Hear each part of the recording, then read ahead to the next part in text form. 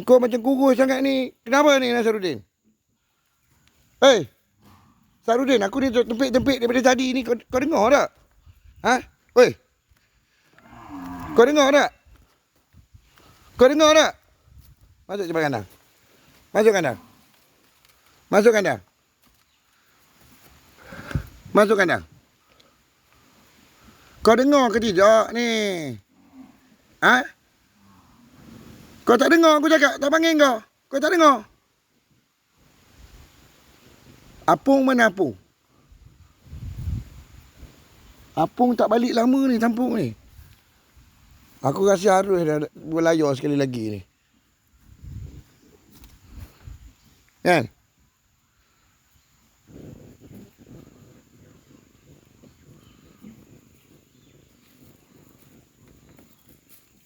Sebab dia tu, dia telah handsome. Kehandsomean dia tahap tinggi.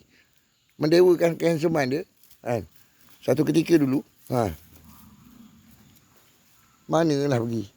Yang budak ni, aku nak tanya, lembu mana? Dia ada 722 ekor ni.